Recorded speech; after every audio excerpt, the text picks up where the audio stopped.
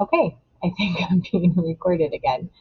Oh, all right. So I apologize that last video I had forgot to put my sign on my door and I had to take care of something really quick. So the last video clip we had got cut off at when we were talking about a primary source. A primary source is an immediate firsthand account of a topic made by the person who witnessed it. So when you're looking at that timeline that I was showing you on the last video, the timeline that looks like this, every single thing that you'll see on this, these are all primary sources. Um, September 11th, 2001, it was an election day. It was a primary election day. So all of these signs about who was running for different offices, these are considered primary sources now from that day. The flight plans, this has all the names of the people that were on these airplanes that were hijacked. Those are primary sources. Pictures of the flight crew are now considered a primary source. But make sure when you look at these, also read about them. Don't just look at the picture. So what I want you to do when you're looking at that timeline on your sheet of notebook paper or scrap paper, I want you to keep track of 2 or 3 of the primary sources that you see on the timeline and describe them. Tell me what is the purpose of them? What can we learn from looking at those things? So you can pause my video now and do that or come back to it. The last thing then that I want you to take a look at, and you're going to see it on the slideshow, or one of the last things I should say, is an address from President Bush. President George Bush was in office at the time, and this is a section of his address that he gave to the nation that night, the night of the events. So it should be embedded right in the slideshow. I will also put a link for it separately in the Google Classroom, but I want you to watch his address.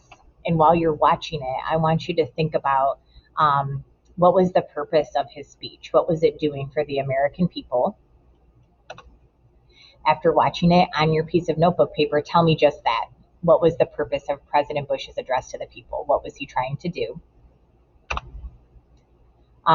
There are now memorials in place to help us remember events and the people involved in them. So you'll see some pictures. 2 giant fountains mark the base of the Twin Towers. And you have my permission if you want. It looks like a long link, but if you click on this, it will take you to Google Earth, and it will take you to that memorial.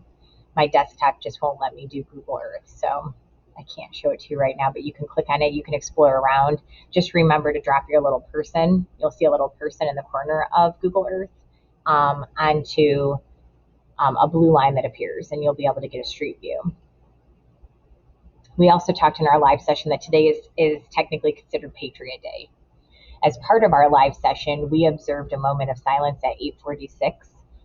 That's the time when the first airplane collided into the World Trade Center. But there are also other moments of silence that are sometimes observed.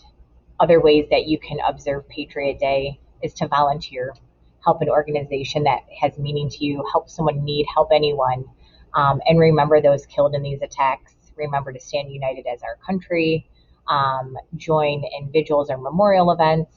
You'll also see a lot of people that use hashtags like hashtag Patriot Day or hashtag Never Forget on social media, all as part of a remembrance of this day. So from here, if you were not at the live session, I want you to take a picture of that notebook paper, of your thoughts and ideas and things that you had, and just go ahead and upload it into the slideshow. So a quick refresher for how to do that. You hit insert, image, go to your camera, which is going to come to me, take a picture of your notes. We talked about Pearl Harbor at the beginning of the live session. I'm gonna try to remember to do something with that in December. Take a picture and then you insert it. All right, guys, have a wonderful weekend. And as always, let me know if you have any questions.